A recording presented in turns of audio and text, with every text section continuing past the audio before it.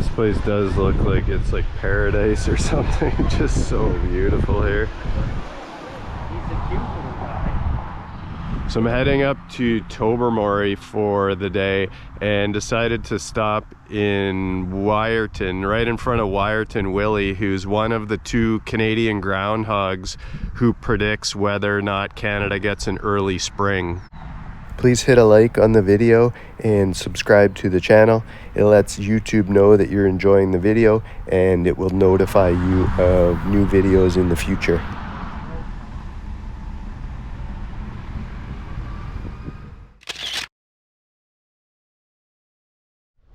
Here's a scary looking lookout tower that I guess, if I'm brave enough to climb to the top, is going to give a pretty beautiful view of the Tobermory area.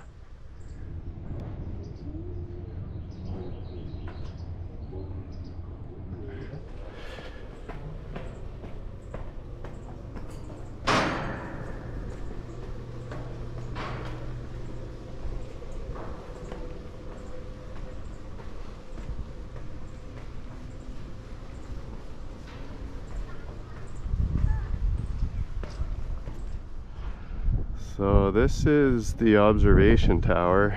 It was pretty scary to climb to the top because it's metal, so you can kind of see through to the ground, and it's a lot higher and a lot more stairs than it kind of feels like.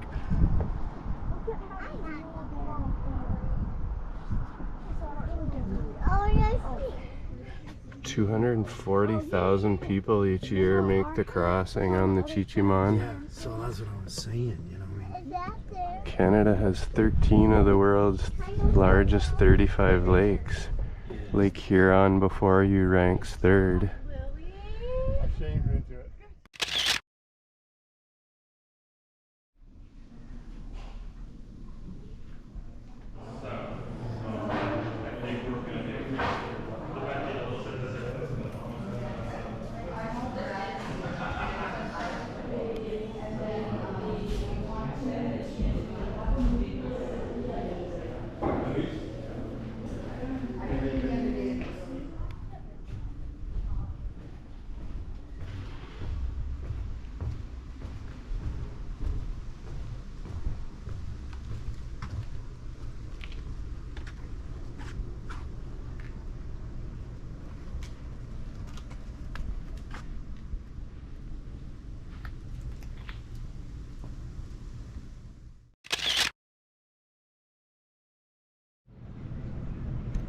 So this is the Bruce Trail, basically where it begins on the northern side in Tobermory, and it goes a hiking trail more than 800 kilometers all the way to the Niagara area.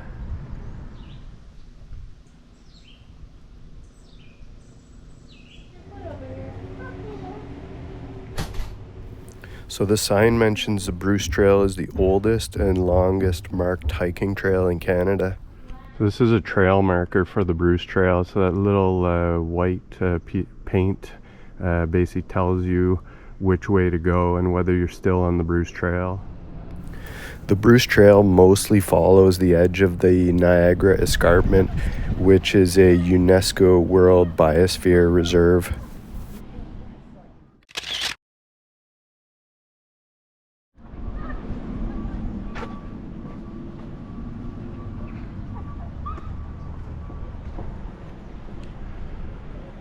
This is a view of the water in downtown Tobermory.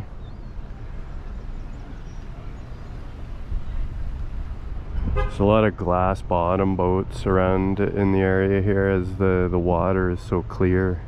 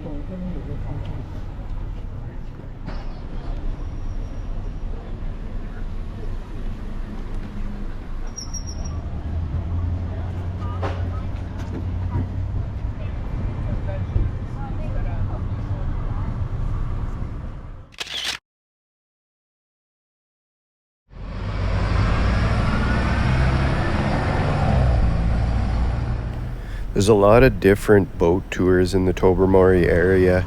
Some of the more popular ones go to Flowerpot Island. You can see the Grotto and Indian Head Cove on some. Shipwrecks, lighthouses, really kind of depends what you want to see. There's many different ones.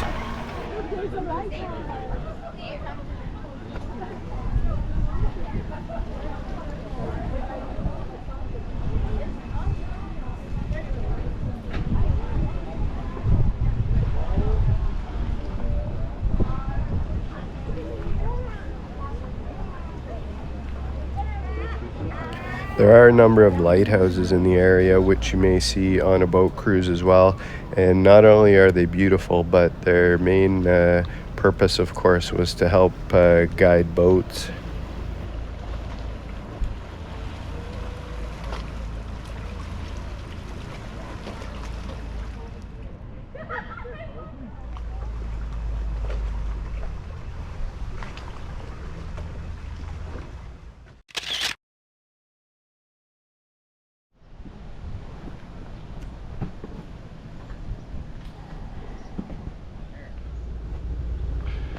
So this is basically the waiting line for your cars to get onto the Chi-Cheemaun.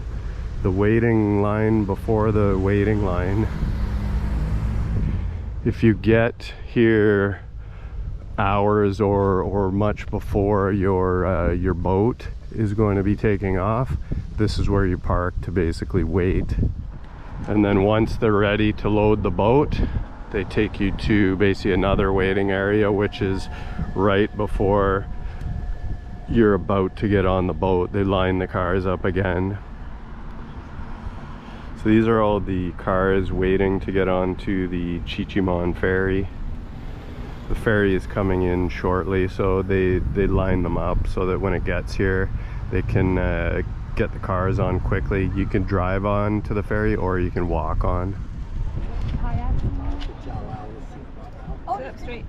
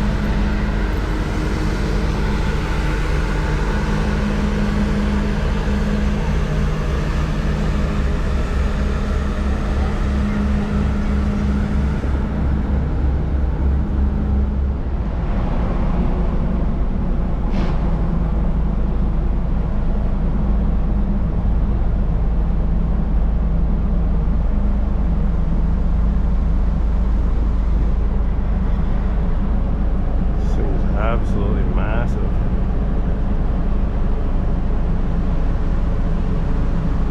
Chi-Cheemaun.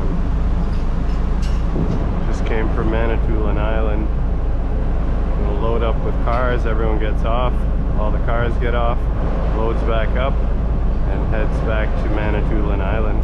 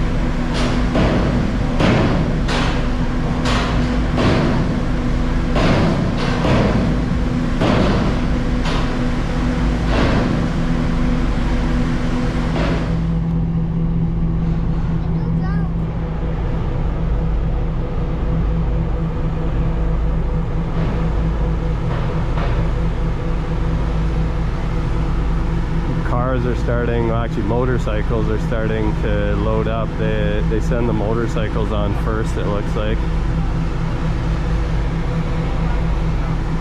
for the trip back to Manitoulin Island.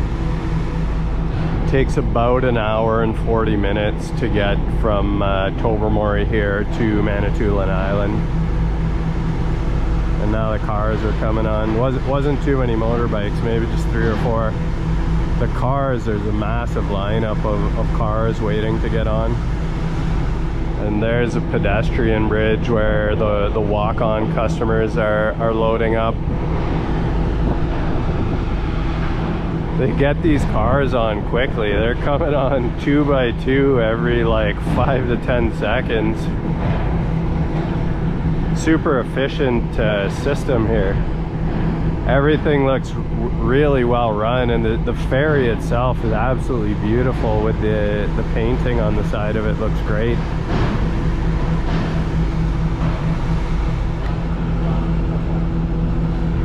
Chi-Cheemaun is taking off, heading to Manitoulin Island.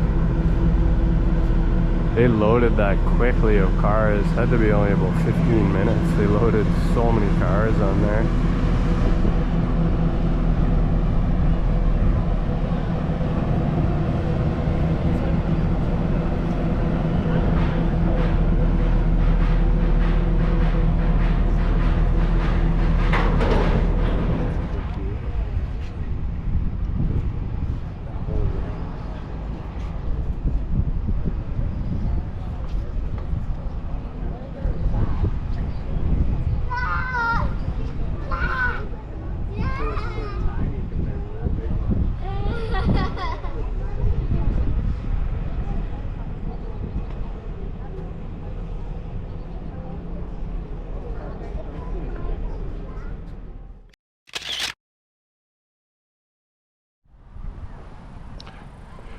Right near the turnoff to get into the national park where the grotto is a destination called Singing Sands.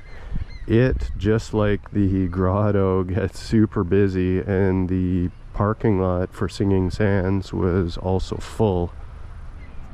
Unlike the grotto parking lot though, where you do need reservations, Singing Sands is kind of like first come first serve, and when we went back around, there was a parking spot available the second time, so you just have to be patient in the area because there's definitely a lot of tourists who want to see the beautiful sights.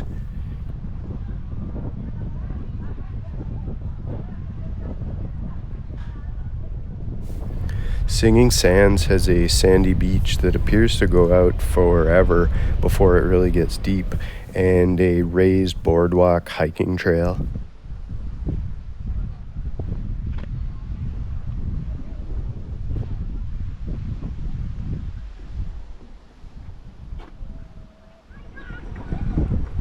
First sentence on this sign is as good as Singing Sands includes a number of wonderful habitats and is an amazing place to see bird life, insects, and rare plants.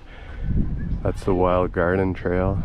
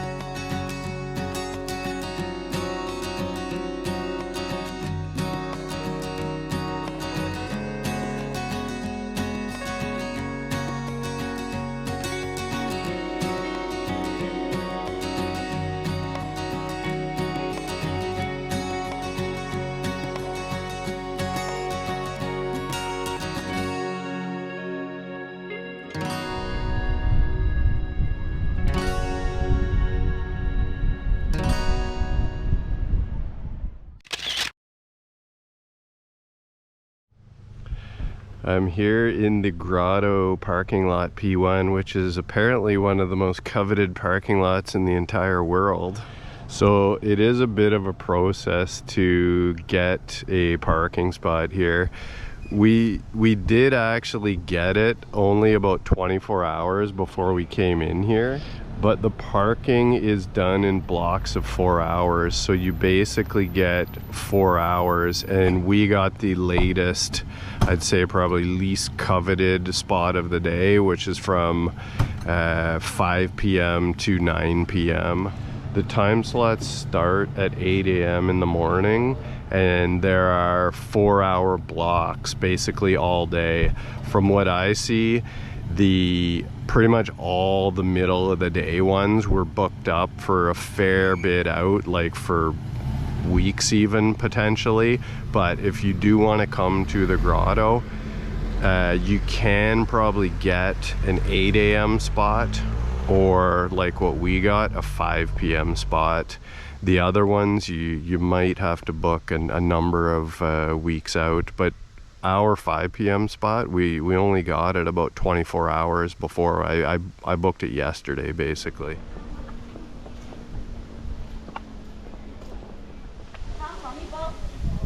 I was hoping it was just like a... So the walk to the Grotto is apparently about 30 minutes long.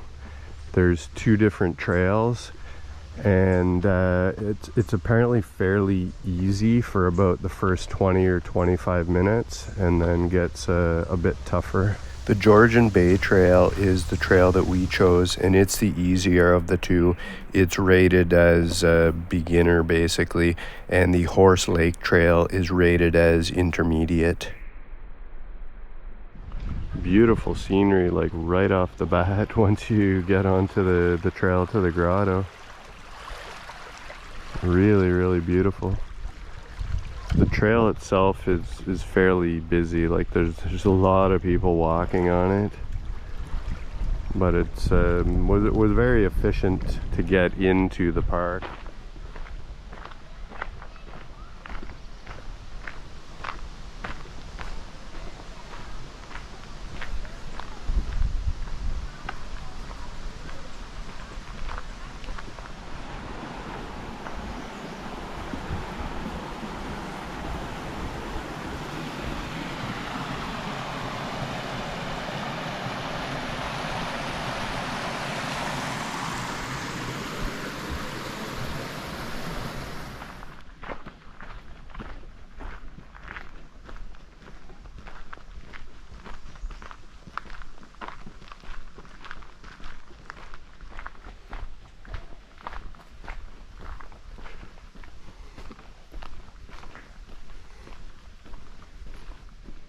So I had heard tons about the parking and the parking issues before coming here, but when you book it online, I mean, you choose your spot, and then we showed up on time. They had our reservation, and they gave us, they scanned us in and then basically gave us another kind of barcode to scan at a different gate, and everything was very efficient and kind of ran exactly how it was supposed to. And a helpful Parks Canada employee just chatted with me and let me know some other interesting information.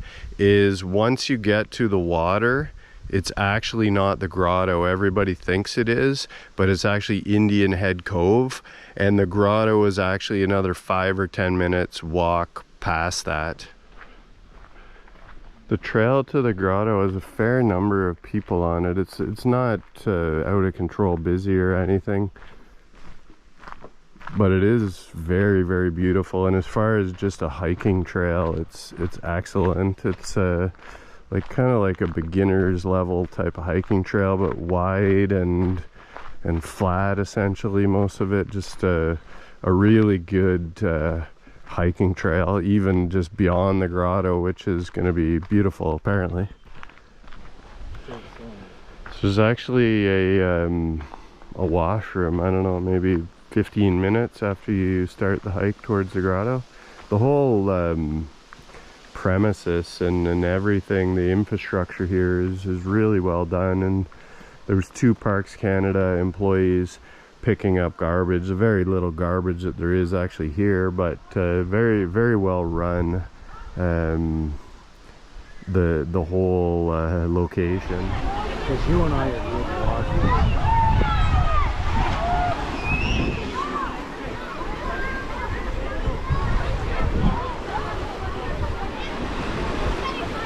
So this is Indian Head Cove. This is the first location that you get to on the trail to the grotto. Actually, it flew by. They said it'd be 20 to 25 minutes here. It felt a lot quicker than that, but the trail was so well groomed that you can walk quite quickly on it if you want.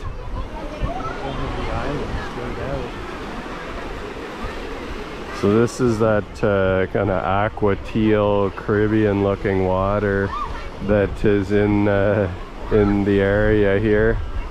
This is not warm like the Caribbean though, that's for sure. Not the water is apparently pretty cold, but definitely beautiful, really beautiful.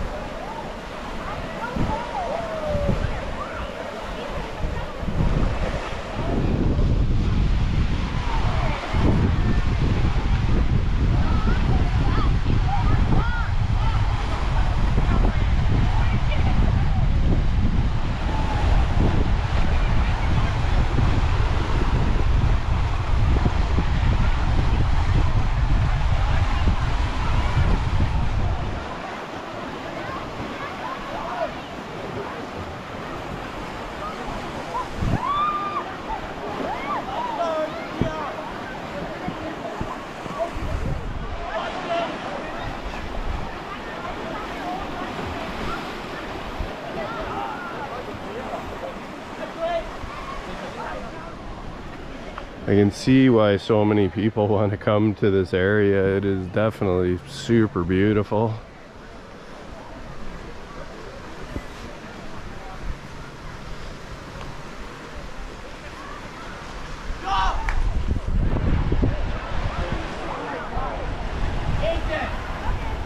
Just think about it. Count down and run.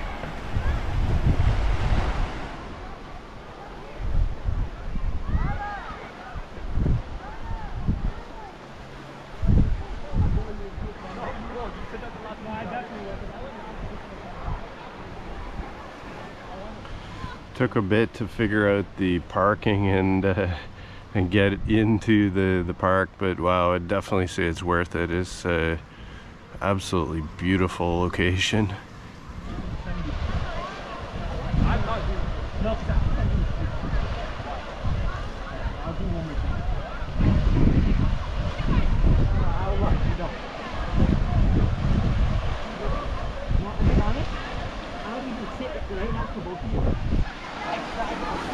Yeah, this place does look like it's like paradise or something. Just so beautiful here. Highly recommended to go through the whole parking situation and get a pass and come see this place. So the main walk to the grotto, or to actually Indian Head Cove, is along a specific trail from the grotto parking lot, but this actually has now become part of the Bruce Trail, which you can tell with these the white paint on the trees. So it's now kind of combined into the Bruce Trail. This last part of the trail right at the Indian Head Cove is a little bit more rugged, but 90% of the trail is actually like very kind of beginner basic, very wide and very well groomed.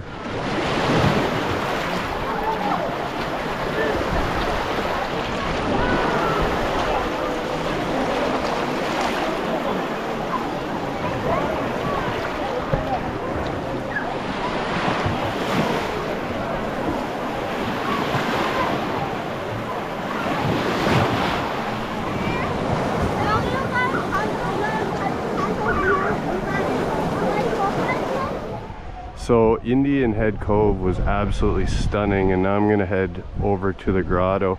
This part of the hike is much different than the walk to Indian Head Cove, which was kind of like a beginner's type of hike, but this is not a beginner's type of hike.